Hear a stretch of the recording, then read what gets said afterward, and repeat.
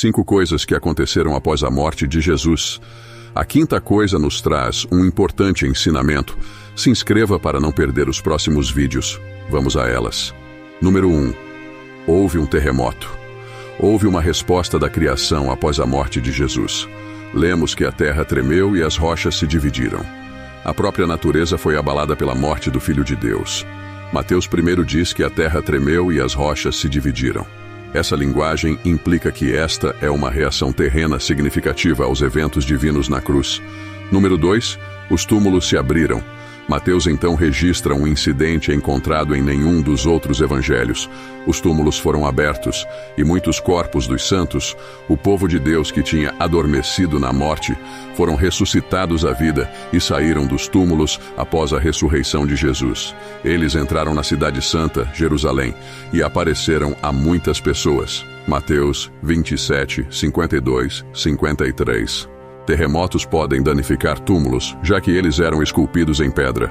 A ressurreição dos corpos só pode ser atribuída à ação direta de Deus, o que implica que ele está por trás do terremoto, devido às características geológicas da Palestina, que está localizada em uma grande falha sísmica.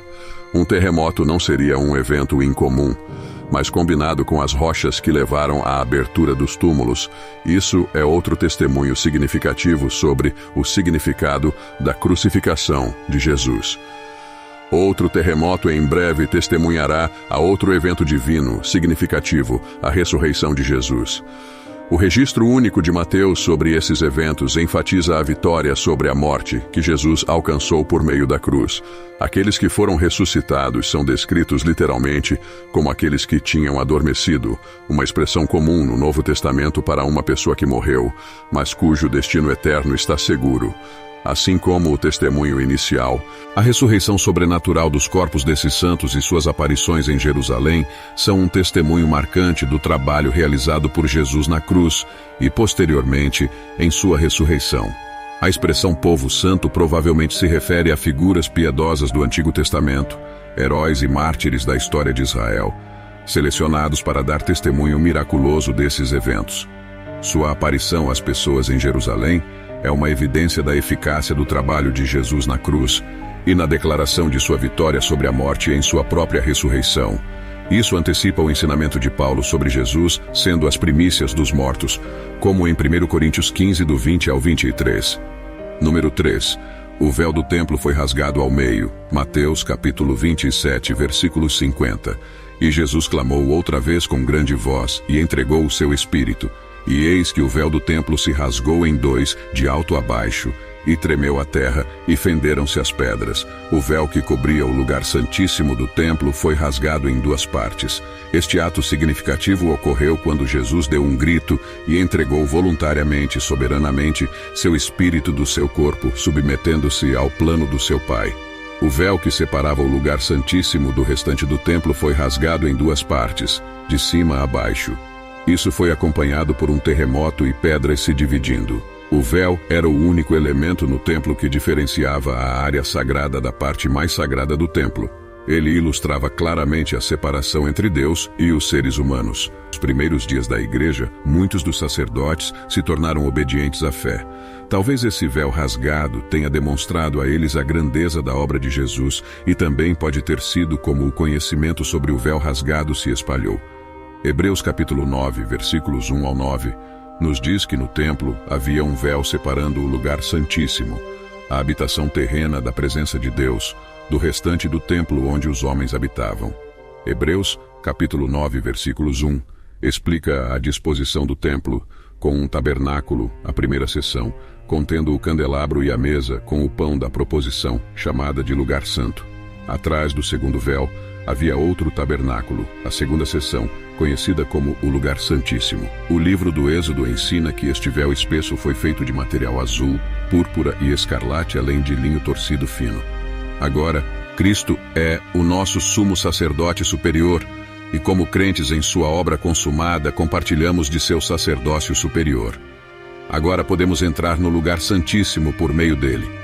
Hebreus capítulo 10, versículos 19 e 20, nos diz que temos confiança para entrar no lugar santíssimo pelo sangue de Jesus, por um novo e vivo caminho que ele nos abriu por meio do véu, isto é, do seu corpo.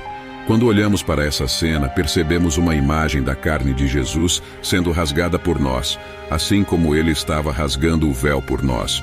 O livro de Hebreus fornece uma explicação detalhada e gloriosa do significado profundo associado ao rasgar do véu.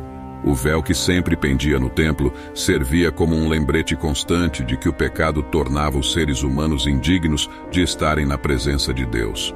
O fato de que a oferta pelo pecado era apresentada uma vez por ano, além das muitas outras ofertas diárias, era uma ilustração marcante da realidade de que o pecado não poderia ser realmente expiado ou erradicado por meros sacrifícios de animais. Por causa do que Jesus Cristo fez na cruz, as barreiras que costumavam separar Deus e as pessoas foram destruídas, e agora podemos nos aproximar de Deus com confiança e ousadia. Hebreus capítulo 4, versículos 14 ao 16. Número 4. Houve trevas sobre toda a terra. E desde a hora sexta, houve trevas sobre toda a terra, até a hora nona. Durante o período da sexta até a nona hora, houve uma escuridão densa sobre toda a terra. A profecia de Amós 8 e 9, que diz: Sucederá que naquele dia, diz o Senhor Deus, farei que o sol se ponha ao meio-dia e em pleno dia escureça a terra. Essa escuridão sobrenatural ocorreu em um momento crítico e pode ter tido vários significados. Na antiguidade, a escuridão era frequentemente associada ao luto e à morte de grandes homens. Além disso, as trevas podiam ser interpretadas como um sinal cósmico que acompanhava a morte de um rei. Para os leitores judeus e gentios da época, essas trevas poderiam ser vistas como um sinal de julgamento divino.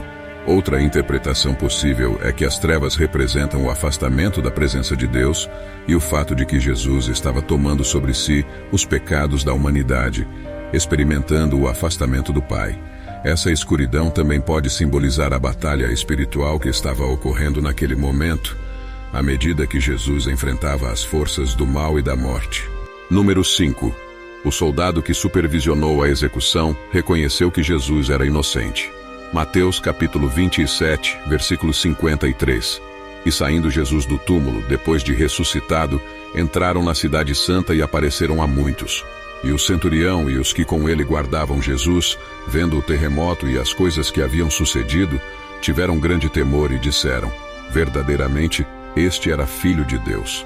O centurião, que era um oficial romano responsável por supervisionar a crucificação, estava presente durante a morte de Jesus. Ele testemunhou os eventos sobrenaturais que ocorreram, incluindo o terremoto e as trevas. O impacto desses eventos foi tão profundo que ele e os outros soldados ficaram aterrorizados e reconheceram que Jesus era verdadeiramente o Filho de Deus. O centurião reconhecer Jesus como o Filho de Deus, junto com os eventos sobrenaturais que ocorreram, é uma demonstração poderosa de que algo extraordinário e divino estava acontecendo. Esse reconhecimento pode ter influenciado a crença e a conversão de outras pessoas que testemunharam esses eventos. Esses eventos testemunhados pelo centurião e pelos soldados são evidências dos acontecimentos extraordinários que cercaram a crucificação e a morte de Jesus. Eles ilustram a natureza única e significativa do que estava ocorrendo naquele momento crucial da história humana, quando Deus estava cumprindo seu plano de salvação através do sacrifício de Jesus na cruz.